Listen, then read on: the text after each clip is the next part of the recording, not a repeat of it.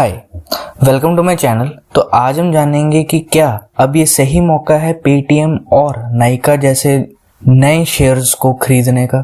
सबसे पहले इन दोनों की अगर हिस्ट्री देखी जाए तो पेटीएम इस साल 2022 का सबसे बड़ा आईपीओ रहा है और नाइका जैसी ही वो लिस्ट हुआ साथ के साथ ही उसने लिस्टिंग प्राइस इशू प्राइस से देखा जाए तो लगभग 70 से 80% की ग्रोथ दिखाई है।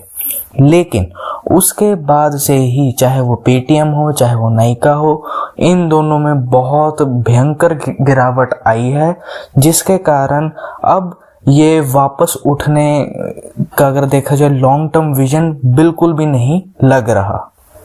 अगर हम रिटर्न्स की बात की जाए तो निफ्टी 50 ने अभी तक 6% की ही रिटर्न दी है 2022 में, जो कि अगर इन्फ्लेशन के साथ कंपेयर किया जाए तो वो नेगेटिव ही है। और निफ्टी आईटी ने अभी तक 26% की गिरावट दिखाई है और नाइका ने 54% की गिरावट दिखाई है।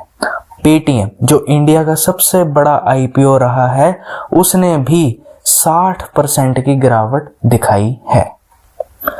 सबसे पहले अगर इन दोनों को कंपेयर किया जाए, अगर इन दोनों के हम स्वॉट एनालिसिस करें, SWOT, strength, weaknesses, opportunities and threats, तो सबसे पहले देखें पेटीएम का स्वॉट एनालिसिस क्या कहता है। पेटीएम का स्वॉट एनालिसिस सबसे कहता है कि जो स्वॉट में S जो है स्ट्रेंथ जो है वो पेटीएम की सबसे बड़ी ये रही है कि डीमोनेटाइजेशन के बाद से ही पेटीएम का नाम बहुत बड़ा हुआ है, साथ के साथ इनका बिजनेस भी बहुत ज्यादा बड़ा हुआ है। साथ के साथ इनका ये एक फर्स्ट मूवर एडवांटेज रहे डिजिटल पेमेंट्स में, क्योंकि इन्हीं का सबसे बड़ा आइडिया रहा कि कैशलेस इकोनॉमी बनाए और मर्चेंट के साथ इनका बहुत अच्छा नेटवर्क है। साथ के साथ उन्होंने टाइम टू टाइम अपना डाइवर्सिफाई भी किया अपने बिजनेस को, चाहे वो पेमेंट्स में हो, फिर वो इंश्योरेंस में आए, फिर वो पेमेंट्स बैंक में आए, फिर उसके बाद स्टॉक ब्रोकिंग में आए और अब क्रेडिट कार्ड में भी आए हैं। वीकनेस सबसे बड़ी ये रही है कि इतने डाइवर्सिफाइड बिजनेस में भी अभी तक कोई प्रॉफिटेबिलिटी नहीं है, अभी भी ये लॉस मेकिंग कंपनी ही है, चाहे वो पेमेंट में आए, चाहे वो स्टॉक ब्रोकिंग में, चाहे वो पेमेंट बैंक्स में, जिस मर्जी में भी आए, अभी भी लॉस मेकिंग कंपनी ही है।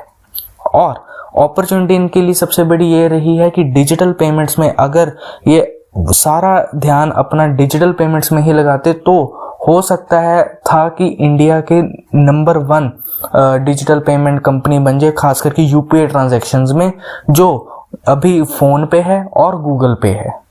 इन दोनों ने कम से कम 40 to 70% मार्केट शेयर लिया हुआ है। थ्रेट है सबसे बड़ा रेगुलेटरी और डाटा रिस्क। और अगर देखा जाए तो जब से इन्होंने पेमेंट्स बैंक शुरू किया है तो कोई भी अपना पैसा डिजिटल बैंक में नहीं देगा, बल्कि वो कोई भी जो ट्रस्टेड बैंक्स होते हैं, चाहे वो HDFC हो चाहे वो SBI हो, इनमें ही पैसा देगा। उसके बाद आता है नाइका का स्वॉट एनालिसिस क्या कहता है। नाइका का स्ट्रेंथ सबसे बड़ा ये रहा है कि वो ब्यूटी और पर्सनल केयर में मोर देन 30% मार्केट शेयर है, जो बड़ा डोमिनेंट प्लेयर है पूरे इंडिया में। साथ के साथ अगर शॉर्ट फॉर्म में देखा जाए तो नाइका एक ब्यूटी और पर्सनल केयर के लिए एक Amazon बना हुआ है, क्योंकि इन्होंने नीश सिर्फ और सिर्फ ब्यूटी और पर्सनल केयर की ही रखी है। वीकनेस सबसे बड़ी क्या रही है कि इन्होंने टाइम टू टाइम ज्यादा ग्रोथ नहीं की, बिजनेस को टाइमली एक्सपेंशन नहीं किया, और जिसके कारण जो भी इनके जो प्रोडक्ट्स हैं उसमें प्रॉफिट मार्जिन बहुत ज्यादा कम है। अपॉर्चुनिटी है इनके लिए कि जो लिपस्टिक प्रोडक्ट होते हैं उनकी सेल्स सबसे ज्यादा होती है। क्यों? क्योंकि ये स्मॉल लग्जरी प्रोडक्ट है, प्लस ये ऑल वेदर प्रोडक्ट है। थ्रेट सबसे बड़ा ये है कि पूरे फैशन इंडस्ट्री में देखा जाए तो सबसे ज्यादा कंपटीशन है, तो ये बहुत कॉम्पिटिटिव मार्केट है जिसमें नाइका है। प्लस नाइका का सबसे बड़ा थ्रेट ये है कि थर्ड पार्टी सेलर्स हैं या थर्ड पार्टी प्रोडक्ट्स हैं, वो इनके फाइनेंशियल्स को बहुत ज्यादा हर्ट कर रहे हैं, जिसकी वजह से इनका रेवेन्यू भी बहुत कम आया है, प्रॉफिट भी कम आया है। लेकिन नाइका और पेटीएम में देखा जाए तो प्रॉफिट अभी तक सिर्फ नाइका ही है। प्लस उसके बाद से ही नाइका ने अपने स्टॉक प्राइस पे भी काफी ध्यान दिया है। जैसे ही लॉक इन पीरियड खत्म हुआ आईपीओ इन्वेस्टर्स का, तो उसके बाद से ही 5:1 का बोनस इशू किया। उसके बाद आता है पेटीएम।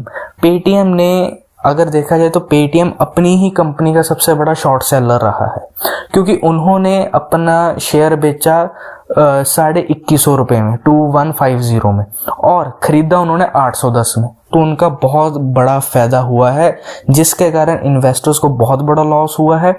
जो इन्वेस्टर्स को 2150 रुपये के पेटीएम मिला है, वो अभी तक प्रॉफिट में नहीं आ रहे हैं।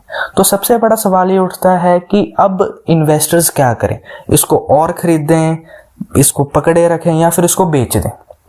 तो मार्केट के जितने भी एक्सपर्ट्स कह रहे हैं उनका मानना यही है कि क्योंकि ये दोनों नए बिजनेस हैं, दोनों नए बिजनेस है। पेटीएम का सबसे बड़ा थ्रेट क्या है, पेटीएम का सबसे बड़ा वो वीक पॉइंट क्या है कि वो अभी भी प्रॉफिट में है ही नहीं।